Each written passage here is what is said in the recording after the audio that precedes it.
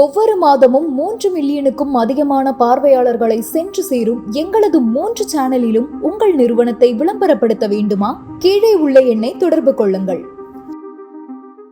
வணக்கம். போன பார்ட் பார்த்துருப்பீங்க நம்புறேன். பார்க்கலன்னா போய் பார்த்துட்டு வந்துருங்க. இது போன பார்ட்டோட கண்டினியூஷன். சொல்லுங்க. ஏதோ டேட்டா தேடிட்டு இருந்தீங்க. இவங்க பூக்கட்சி பண்ண சாதனைகளை தான் நம்ம பேசிட்டு இருக்கோம். இருங்க. ஏதோ ஒரு காமெடி செத்து போச்சு, அது உயிர் கொடுக்கணுமா? இதுக்கப்புறம் அது தயவு செஞ்சு உயிர் கொடுத்தது செத்தே இருக்கட்டும். இவங்களோட சாதனை பட்டியல் கடைசியா டிமானிஸ்ட்ரேஷன் வரைக்கும் பார்த்திருந்தோம். ஆமா. இப்போ அதோட தொடர்ச்சியா 2019 CAA. முஸ்லீம் ஃப்ரெண்ட்ஸ் இருக்காங்களா உங்களுக்குலாம்? முஸ்லீம் ஃப்ரெண்ட்ஸ் இருக்காங்க. ரம்ஜானுக்கு பிரியாணி சாப்பிடுறீங்களா? முஸ்லீம் ஃப்ரெண்ட்ஸ் இருக்காங்க. எங்க ஆட்சி கீழே தான் உங்களுக்கு பாதுகாப்புன்ற அளவுக்கு நாங்க அவங்க மண்டையை கழுவி வச்சிருக்கோம். இல்ல ரம்ஜான் பிரியாணி சாப்பிட்டீங்களா இல்லையா? அதெல்லாம் வந்துரும். நல்ல எலும்பு பிரியாணி அது வந்து வெளியே சொல்ல மாட்டோம். உள்ள யாருக்கும் தெரியாம சாப்பிட்டுக்குவோம். சாப்பிட்டுக்கிட்டு அவங்களுக்கு எதிராகவே பண்ணுவோம். ஓகே, நல்ல விஷயம். 2019 CAAன்னு ஒரு இது கொண்டு வந்தாங்கல்ல. அது வந்து எதுக்காக ஆக்சுவலா கொண்டு வந்தாங்கன்னா, வங்கதேசம், பாகிஸ்தான் இந்த மாதிரி நாடுகள்ல மத ரீதியான துன்புறுத்தலுக்கு உட்பட்டு 2014க்கு முன்னாடியே இந்தியாவுக்கு வந்த இந்துக்கள், சீக்கியர்கள், அப்புறம் கிறிஸ்தவர்கள் இந்த மாதிரி பல பேருக்கு உடனடியா குடியுரிமை வழங்கணும் அப்படிங்கிறதுக்காக தான் அதை கொண்டு வந்தாங்க. ஆனா அதுல முஸ்லிம்ஸை இன்க்ளூட் பண்ணல. அதுதான் இப்ப பிரச்சனைக்கு காரணமாகுது. நீங்க ஏன் பண்ணலன்னு என்கிட்ட கேளுங்க. சொல்லுங்க, கேக்குறேன். ஏன்னா அவங்கதான் இந்தியாவுல நடக்கிற எல்லா பிரச்சனைக்கும் அவங்கதான் காரணம். நீங்க ஒரு இடத்துல ஒரு பிரச்சனை நடக்குது, அது பூதாகரமா நடந்திருக்கு, நீங்க போய் பாத்தீங்கன்னா அதுக்கு அவங்கதான் காரணமா இருப்பாங்க. தமிழ்நாட்டுல ஒருத்தர் வீட்டுல தண்ணி வரலனாலும் திமுக தான் காரணம். அந்த மாதிரி அதனால நாங்க வந்து அவங்க கிட்ட இருந்து இந்துக்களுக்கு பாதுகாப்பு கொடுக்கறதுக்காக தான் அவங்களை நாங்க ஒதுக்கி வச்சிருக்கோம். இதுக்காக பல போராட்டங்களை பண்றாங்க. ஏன்னா நீங்க சொல்லலாம், அவங்க வந்து அரபு நாட்டுல இருந்து வந்தவங்க, அவங்க இந்த நாட்டுக்கு சொந்தக்காரங்க கிடையாது. ஆனா பல தலைமுறைகளா பூர்வ குடிகள் மாதிரி இங்க வாழ்ந்துட்டு இருக்காங்கல்ல. அப்ப அவங்களுக்கு இந்த நாட்டுல உரிமை இருக்கு, நாங்களும் இங்க இருக்கிறோம் அப்படின்னு சொல்லிட்டு அவங்க போராட்டங்கள் பண்றாங்க. ஆனா அவங்களோட கட்சி மத சார்பில்லாத ஒரு கட்சி இருக்குல்ல, முஸ்லிம்களை சேர்த்துக்கவே அவங்க தயாரா இல்லை. போராட்டங்கள் பண்றாங்க. ஆதரவாளர்கள், எதிர்ப்பாளர்கள் அப்படின்னு 2 பக்கமா நிக்கிறாங்க. அவங்களை இங்க இருந்து விரட்டணும்னு சொல்ற உங்க கட்சியோட தலைமையிட ஒண்ணு இருக்குல்ல, CSS. இல்ல, எங்களோட கொள்கை கோட்பாடே வந்து இது இந்தியா கிடையாது, பாரத நாடு, பாரத மாதா, பாரதம்னு மாத்தணும், இந்து ராஷ்டிரமா கொண்டு வரணும். அப்ப அதுக்கு முட்டுக்கட்டை போடுற மாதிரி இங்க வந்து ஒரு கூட்டம் நிக்குதுன்னா அதை விரட்டி அடிக்கிறதுன்னு எங்க கொள்கை ரீதியா நாங்க பண்றது. கிறிஸ்தவர்களும் முஸ்லிம்களும் இந்த நாட்டுல இருக்கிற வரைக்கும் தான் நீங்க இந்துக்கள். தெரிஞ்சா சரி. அவங்க போயிட்டாங்கன்னா நீங்க அவள் இவாள் அப்படி பிரிஞ்சிருவீங்க. அவங்களை துரத்துவோம். அவங்களை துரத்துனதுக்கு அப்புறம் இந்துக்களுக்கானவர்கள்னு நம்ப வைப்போம். எல்லா இந்துக்களும் சேர்ந்து அவங்களை துரத்திட்டாங்கன்னா அடுத்து என்ன பண்ணுவோம்னா பிரிப்போம். மேல கீழே அடுத்து இது எல்லாத்துக்கும் பெண்கள் அப்படின்னு கொண்டு பெண்கள் இது 4த்துக்கும் சேராத ஒண்ணு அப்படிலாம் பிரிப்பீங்கல்ல. அதை பிரிப்போம். பிரிச்சுட்டு அடுத்து என்ன பண்ணுவோம், இப்போ பெண்களே ஒரு கூட்டமா வந்து இந்த மாதிரி பெண் உரிமை வேணும், எங்களுக்கு ஏன் வந்து இந்த மாதிரி வேலைக்கு போறதுல அலோவ் பண்ண மாட்டீங்க, இல்ல இந்த மாதிரியான எங்களுக்கு இஷ்யூ இருக்குன்னா நாங்க என்ன சொல்லுவோம்னா, பெண்ணா அடக்க ஒடுக்கமா வீட்டுல இருமா. மனுஸ்மிருதி என்ன சொல்லுது?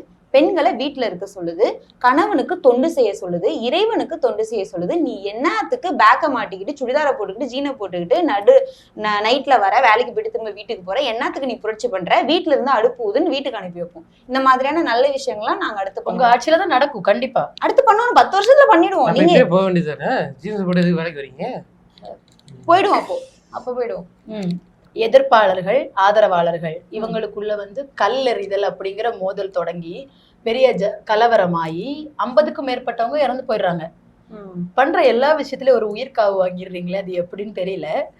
50க்கும் மேற்பட்டவங்க இறந்து போறாங்க. இதுலயும் பெரும்பான்மையானோர் முஸ்லிம்கள். ஆனா ஒரு கணிசமான அளவுல இந்துக்களும், ஒரு காவல்துறை அதிகாரி, ஒரு உளவுத்துறை அதிகாரியும் மரணமாகறாங்க. இது எல்லாம் நடக்கும் போதும் மத்திய அரசு என்ன பண்ணுது? எதுவும் பண்ணிருக்காது, அமைதியாதான் வேடிக்கை பாக்குது. இந்த CAA மோதல் இருக்குல்ல, இது வந்து தற்செயலா நடந்தது இல்ல, இந்த கலவரம் உருவாக்கி இருக்காங்க அப்படின்னு சொல்லிட்டு அப்பவும் முஸ்லிம்ஸ் மேலதான் கேஸ் ஃபைல் பண்ணிருக்காங்க. ஒரு விக்டிம் தானே, தனக்கு நடக்கிற பிரச்சனையை எதிர்த்து தானே நிப்பாங்க. அப்படிலாம் கிடையாது. நீங்க நாளைக்கே வந்து என்ன ஒருத்தன் தப்பா பாத்துட்டா நீங்க சொல்றீங்கன்னா நாங்க என்ன கேட்போம்னா, அவன் தப்பா பாக்குற மாதிரி நீ அங்க போய் நின்ன, நீ என்ன ட்ரெஸ் போட்டிருந்த, அந்த டைம் என்ன, அவனோட கான்சன்ட்ரேஷன் உன் மேல திரும்புற மாதிரி நீ அடக்கமா நிக்காம சிரிச்சுக்கிட்டு பல்ல காமிச்சிட்டு டான்ஸ் ஆடிட்டு நின்னியான்னு நாங்க கேட்போம். நான் ஏன் பொண்ணா பிறந்தேன்னு கேட்க மாட்டீங்களா? அது கேட்கணும்.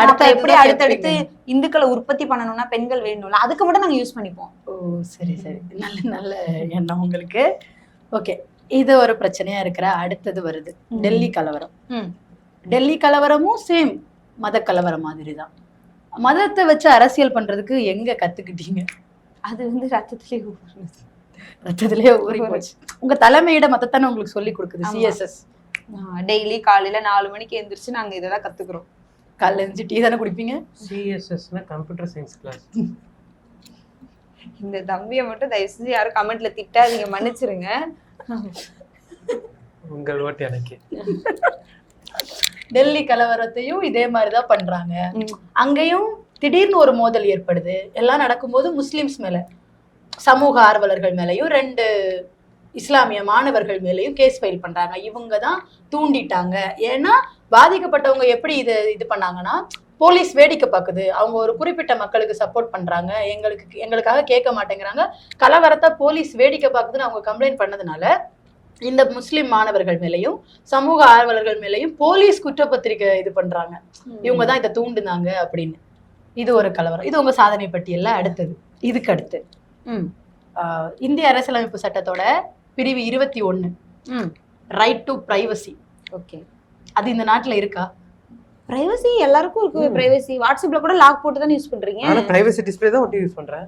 பிரைவசி டிஸ்ப்ளே எல்லாம் நாங்க விக்க அலோ பண்ணிருக்கோம். 2021 பெகாசஸ் கேள்விப்பட்டிருப்பீங்க. எங்கேயோ கேட்ட மாதிரி இருக்கும். ஏன்னா ஹேக் பண்ணப்பட்டது எதிர்கட்சி தலைவர்களோட போனு, முக்கியமா ராகுல் காந்தியோட போனு. எதுக்கு? இதெல்லாம் ஸ்ட்ராட்டஜி. இப்ப அந்த காலத்துல அரசர்கள்லாம் என்ன பண்ணுவாங்க, ஒற்றன் அனுப்புவாங்க, அங்க என்ன நடக்குது அப்படி பாக்க. அந்த மாதிரி இது ஒரு ஸ்ட்ராட்டஜி தாங்க. இதை நீங்க தப்பா பார்க்க கூடாது. பெகாசஸ் அப்படிங்கிறது ஒரு உளவு பாக்குற ஒரு மென்பொருள், ஸ்பை வேர்.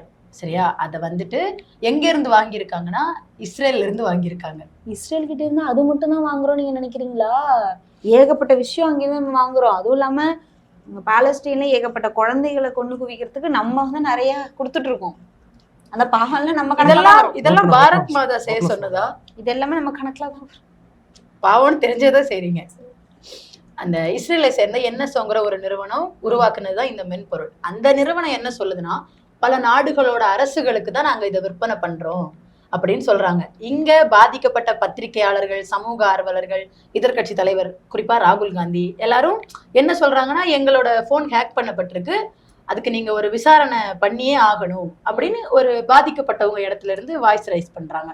ஆனா மத்திய அரசு நாங்க அதை வாங்கணும் அப்படிங்கிறதுக்கான, வாங்கலைங்கிறதுக்கான ஆதாரமும் சரி, வாங்கணுங்கிறத ஒத்துக்கிற மாதிரி சரி, நாடாளுமன்றத்துல எந்த தகவலையும் அவங்க சொல்லல. எதையும் நாங்க சொல்ல மாட்டோம். நீங்க இப்ப பெகாசஸ் பேசிட்டு இருக்கீங்களே, இன்னொரு 5 வருஷம் 6 வருஷம் கழிச்சு இப்படி ஒரு விஷயத்தையே நாங்க பண்ணலன்றதே ரெக்கார்ட்ல இருந்து அழிச்சிருவோம். அதுலதான் நாங்க ஸ்பெஷலிஸ்டே. தெரியும். இரேசர் வச்சு எழுப்பீங்களா? முதல்ல இந்த பையனையே அழிச்சிருக்கலாம். அவன் உங்கால் தான், உங்களுக்காக தான் பேசிக்கிட்டு இருக்கான். இந்த மாதிரி பண்றாங்க. அவங்க கம்ப்ளைண்ட் பண்ணதுக்கு அப்புறமும் அரசு எந்த மாதிரி விதமான இதுவும் இது பண்ணல. ஒரு சிறப்பு விசாரணை குழு ஒண்ணு அமைச்சு அதை விசாரிக்கிறாங்க. அப்போ வந்து என்ன சொல்றாங்கன்னா, 29 போன் செக் பண்ணிருக்காங்க. அந்த போன்ல எல்லாம் ஒரு மால்வேர் இருக்கு, ஆனா அது பெகாசஸானு கன்ஃபார்மா தெரியலன்னு சொல்றாங்க. மத்திய அரசு வந்து இந்த விசாரணைக்கு முழுமையான ஒத்துழைப்பு கொடுக்கல அதையும் சொல்றாங்க. ஒரு அரசாங்கமே இப்படி எந்த விதத்திலையும் நாங்க எதுக்குமே ஒத்துழைப்பு தர மாட்டோம்னு இருக்கிறது ஒரு அதான் சர்வாதிகாரம். அப்ப ஜனநாயகம் இல்லையா இது? இல்லையே, ஜனநாயகமும் கிடையாது, ஜனநாயகனும் இதுக்கப்புறம் கிடையாது உங்களுக்கு. அப்போ உங்களுக்கு வந்து இந்து மதத்தை வளர்த்தெடுக்கணும், அது மட்டும்தான் அது மட்டும் ஒரே குறிக்கோள். ஆனா அதை நாங்க வெளியே சொல்ல மாட்டோம். பெகாசஸ்க்கு அடுத்து இந்த நாட்டையே அதிர்ச்சிக்கு உள்ளாக்குன ஒரு விஷயம் இருக்கு, அதுவும் உங்க சாதனை பட்டியல சேரும். மணிப்பூர் கலவரம். இப்ப மணிப்பூர் கலவரம் வந்து எதனால வந்ததுன்னா, 2 இன மக்களுக்குள்ள வந்திருக்கு. மெய்தி இன மக்கள் வந்து எங்களை ஷெட்யூல்டு ட்ரைப்ஸ் அதுல சேர்த்துக்கோங்கன்னு கேக்குறாங்க. உச்ச நீதிமன்றமும் மாநில அரசுக்கு ஆணை பிறப்பிக்குது, இத பத்தி இது விசாரணை பண்ணுங்க, அதாவது கள ஆய்வு பண்ணுங்கன்னு. ஆனா மலையில வாழ்ற குக்கி அப்படிங்கிற பழங்குடியின மக்கள் வந்து இதுக்கு எதிர்ப்பு தெரிவிக்கிறாங்க. ஆமா, எங்களையும் நீங்க அதை அவங்கள சேர்த்துட்டீங்கன்னா எங்களுக்கு கிடைக்கிற பலன்கள்லாம் அவங்களுக்கும் போய் சேரும். என்ன பலன் கிடைக்குதுன்னு அவங்க நினைக்கிறாங்கன்னு இன்னும் தெரியல. இந்த ஆட்சியில 2 பேருக்குள்ள வெடிச்ச மோதல் வந்து பெருசாகி ரொம்ப பெரிய கலவரங்கள், பெண்கள் வந்து பழங்குடியின பெண்கள் வந்து நிர்வாணமா இழுத்துட்டு போற வீடியோக்கள்லாம் நாட்டையே பெரிய அதிர்ச்சிக்குள்ளாக்குச்சு. ஒரு நாட்டோட பிரதமரா இந்த மாதிரியான ஒரு பதட்டமான சூழ்நிலையில டாடிஜி எங்க இருந்தார்? இல்ல, நம்ம வந்து மோடிஜியை நீங்க ரொம்ப லேசா எடை போடுறீங்க. தமிழ்நாட்டுல எப்படி விஜய்னு ஒரு தம்பி சுத்திட்டு இருக்கா அப்படி அதே மாதிரியான ஃபேம் வந்து நம்ம டாடி ஜிக்கு இருக்குங்கும் போது அவன் 2 பேரும் ஒண்ணுதான். 2 பேரும் பிரஸ்ஸ சந்திக்க மாட்டாங்க, எதுக்கும் காரணம் சொல்ல மாட்டாங்க, எல்லா பழியையும் தூக்கி எதிர்க்கட்சி அவர் நேரு மேல போடுறாரு, இவங்க திமுக அப்படிங்கிறாங்க. இப்படி வெளில வராரு அப்படின்னா சூழ்ந்துப்பாங்க மக்கள். செல்ஃபி எடுக்க வருவாங்க, பக்கத்துல வருவாங்க. அதனாலதான் கன்னியாகுமரிக்கு கூட யாருக்கும் தெரியாம வந்து விவேகானந்தர் மண்டபத்துல அதேதான். அதனால அவரு வரக்கூடாது. வந்தா வந்து கூட்டம் இன்னும் வன்முறை வெடிக்கும். அதனால வரமாட்டாரு. ஓ, நான் வந்தா கூட்டம் கூடும், நான் வந்தா வன்முறை வெடிக்கும். என்னங்க ஒண்ணுக்கு ஒண்ணு சளைக்காமலே இருக்கு. 2 ஒண்ணுதான். இது பி டீம்லாம் இல்ல, ஸ்ட்ரெயிட்டான டீம் இருக்கு. சிஷ்யன், குரு சிஷ்யன். மணிப்பூர் கலவரத்துல எந்த விதமான ஆக்ஷனும் எடுக்கல. அந்த முதலமைச்சர், அங்க இருந்த முதலமைச்சர் வந்து கலவரத்தை கட்டுப்படுத்த தவறிட்டாரு அப்படின்னு சொல்லிட்டு அவரை மட்டும் மாத்தி இப்ப ஆளுநர் ஆட்சி நடந்துட்டு இருக்குன்னு நினைக்கிறேன் மணிப்பூர்ல.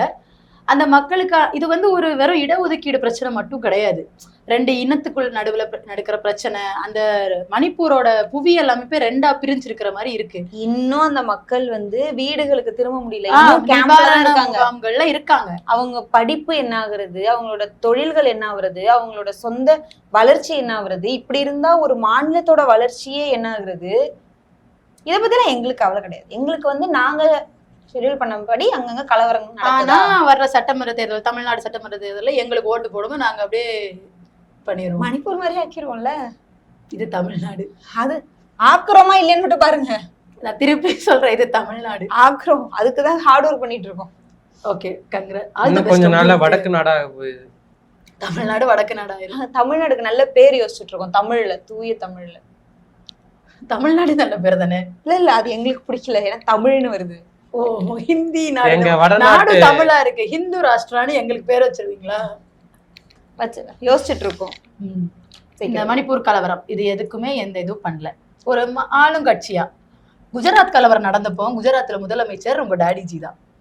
அந்த கலவரத்தை அடக்கணும், ஏன்னா தூண்டி விட்டதை நம்ம தான், நம்ம எப்படி அடக்கும், எதுவும் பண்ணல. இப்போ இந்த உங்க சாதனைகள் எல்லாம் இந்த பட்டியல் ஒரு ஓரமா இருக்கட்டும். இப்போ தமிழ்நாட்டுல இத்தனை வருஷமா மாறி மாறி ஆட்சியில திராவிட கட்சிகள் இருந்துட்டு இருக்கு. இந்த சமயத்துல ஒரு முக்கியமான ஆப்போனண்டா இருந்த ஒரு திராவிட கட்சிய, அவங்க பண்ண ஊழல்களை, அவங்க பதுக்கி வச்சிருக்க பணத்தை, உன் குடுமையே என் கையில தான், உங்களுக்கு குடுமையும் ரொம்ப பிடிக்கும், உன் குடுமையே என் கையில தாங்கிற மாதிரி அவங்கள புடிச்சு தமிழ்நாட்டுக்குள்ள வர ட்ரை பண்றீங்க. உங்களால வர முடியும் நீங்க நினைக்கிறீங்களா? வர முடியும். அதுக்குதான் இப்ப திருப்பரங்குன்றம் ஆரம்பிச்சோம். அடுத்து இன்னும் ஏதாவது ஒண்ணு பண்ணி ஹார்ட் ஒர்க் பண்ணலாம்னு இருக்கோம். சோ வந்து உங்க சாதனை பட்டியல்ல தமிழ்நாடு ஒரு கலவர பூமியாக்கி அதையும் சேர்த்துக்கலாங்கிற எண்ணத்துல இருக்கீங்க. ஆமா, கண்டிப்பா. Hard work never fails. உங்க ஹார்ட் ஒர்க் ஃபெயில் ஆயிரும்.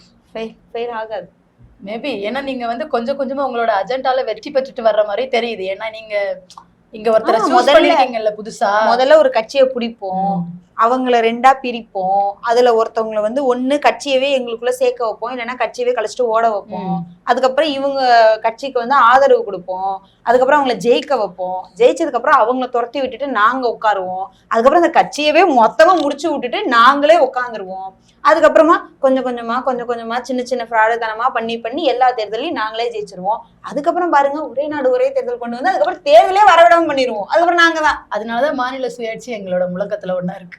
இப்போ ஸ்டில் நான் அதையும் காலி பண்றோம். இப்போ இதெல்லாம் நம்ம ஒவ்வொரு சின்ன சின்ன பிரச்சனைகளா பார்க்க முடியாது. 1990 ஆரம்பிச்ச ரத யாத்திரை, பாபர் மசூதி இடிப்பு, குஜராத் கலவரம், இப்படி மதங்களை வச்சு அரசியல் பண்றது நீண்டுகிட்டே வந்து இப்ப மணிப்பூர் கலவரம் வரைக்கும் வந்து நிக்குது. இதை நம்ம வட மாநிலங்கள்ல தான் நடக்கு அப்படின்னு நினைச்சு கடந்து போயிடக்கூடாது. ஏன்னா இப்போ தென் மாநிலங்கள்ல, அதாவது கர்நாடகாவுல வந்து ஓரளவுக்கு அவங்க இதாயிட்டாங்க. துணை முதலமைச்சர் அந்த மாதிரி அவர் வந்து படியெல்லாம் கழுவுவாரு, தீட்டுப்பட்டுருச்சுன்னு வந்துட்டாங்க. இப்ப தமிழ்நாட்டுக்குள்ள வர்றதுக்கு ஒரு பல ஆண்டுகள் வரலாறு இருக்கிற ஒரு கட்சியை பிடிச்சிருக்காங்க. அது மூலமா தமிழ்நாட்டுக்குள்ள வர பாக்குறாங்க. ஆக்சுவலா ஒரு விஷயம் தான் உண்மை என்னன்னா, பிஜேபி தமிழ்நாட்டுக்குள்ள வராத வரைக்கும் தான் நம்ம இங்க வந்து திமுகவா அதிமுகவா டிவிகேவா என்டிகேவான்னு சண்டை போட்டுட்டு இருக்கோம். அது பிஜேபி உள்ள வந்துருச்சுன்னா பிஜேபியா இல்ல இங்க திராவிட கட்சிகளான்ற ஒரு சண்டை மட்டும் தான் இருக்கும். இன்னொன்னு நம்மளோட வேலைக்காக நம்ம பொருளாதாரம் எப்படி இருக்க போகுது, நம்ம என்ன ட்ரெஸ் போட போறோம், நம்ம என்ன சாப்பிட போறோம், அதுல அவன் என்னென்ன சட்ட திருத்தங்கள் கொண்டு வர போறான், என்னென்ன விஷயங்கள் பண்ண போறாங்க, இதுலயேதான் நம்மளோட போராட்டங்கள் தொடர்ந்து நம்ம உரிமைகளுக்காக தான் நடந்துட்டு இருக்குமே. நம்ம முன்னேற்றத்துக்கான போராட்டமா அது இருக்கவே இருக்காது. இப்ப வட மாநிலங்கள்ல பண்றாங்கல்ல, சும்மா போறாரு, நீ பீஃப் தான் எடுத்துட்டு போறேன்னு அடிக்கிறான். அந்த அதாவது வாழ்றதுக்கான உரிமையே பறிக்கப்படுது, சிறுபான்மையினரோட வாழ்வாதாரங்கள் நசுக்கப்படுது, அவங்க மேல இவங்க வந்து உன் மேல எனக்கு எல்லா அதிகாரமும் இருக்குங்கிற மாதிரி ஒரு சூழ்நிலை வட மாநிலங்கள்ல நடந்துட்டு இருக்கு. ஆனா அதுவே பீஃப் வந்து ஆயிரக்கணக்குல டன் கணக்குல ஏற்றுமதி பண்ணிட்டு இருக்காங்க. அந்த பிசினஸ் மட்டும் வேணும், அந்த பிசினஸ்ல வர காசு மட்டும் வேணும். ஆனா இங்க யாரும் பீஃப் சாப்பிடக்கூடாது. அதாவது பீஃப் ஏற்றுமதி பண்ணுவோம், அதை நாங்க மட்டும் தான் பண்ணுவோம், நீங்க தொடக்கூட கூடாது, நீங்க தொட்டீங்கன்னா என் மதத்தை புண்படுத்துறீங்கன்னு நாங்க வந்துருவோம். இப்ப வந்து நமக்கு தேர்தல் வரப்போகுது, நம்ம ரொம்ப யோசிச்சு வாக்களிக்க வேண்டிய ஒரு நிலைமையில இருக்கோம். பிஜேபி உள்ள வந்துட கூடாதுங்கிறது வந்து வெறும் டேக்லைன் கிடையாது. அது வந்தா இப்ப நம்ம பேசின டிஸ்கஸ் பண்ண எங்கேயோ நடந்த விஷயங்கள் நம்ம தமிழ்நாட்டுல நடக்கலாம். அப்படி நடக்க கூடாதுன்னா நம்ம தான் யோசிக்கணும். கண்டிப்பா. ஏன்னா அவங்க அதுக்குதான் இங்க பிளான் பண்றாங்க. இப்ப திருப்பரங்குன்றம் கலவரம் அதுல ஆரம்பிச்சதுதான். நீங்க அதாவது அரசியல் பேசுறவங்க எல்லாரும் உங்களுக்கு திமுக மேல வெறுப்பு இருக்கலாம், ஆளும் கட்சியை எதிர்த்து கேள்வி கேட்கிற உரிமை நம்ம எல்லாருக்கும் இருக்கு. வட மாநிலங்கள்ல இருக்கிற மாதிரி இங்க இன்னும் அந்த உரிமை நசுக்கப்படல, பறிக்கப்படல. நமக்கு கொஸ்டின் கேட்கிற உரிமை இருக்கு. ஆனா அதுக்காக பிஜேபி உள்ள வரட்டுமே, வந்தா என்ன ஆயிர போகுது? இப்ப சொன்னோம்ல, இந்த சம்பவங்கள்லாம் தமிழ்நாட்டுல நடந்தேறக்கூடாது. நீ என்ன சாப்பிடணும்னு இன்னொருத்தன் முடிவு பண்ணக்கூடாது, நீ என்ன ட்ரெஸ் பண்ணணும், உன் ஜாதிக்கு ஏற்ற வேலையை தான் நீ செய்யணும்னு இன்னொருத்தன் நமக்கு ஆர்டர் போடுற ஒரு நிலைமையில நம்ம போயிடக்கூடாது. ஸோ வர்ற தேர்தல் நமக்கு வளர்ச்சியை தர்ற அரசு தான் வேணும், மத கலவரத்தை தூண்டுற அரசு நமக்கு தேவையில்லை. அதனால வரப்போற தேர்தல்ல யோசிச்சு வாக்களிப்போம். அடுத்த எபிசோட்ல சந்திப்போம். நன்றி.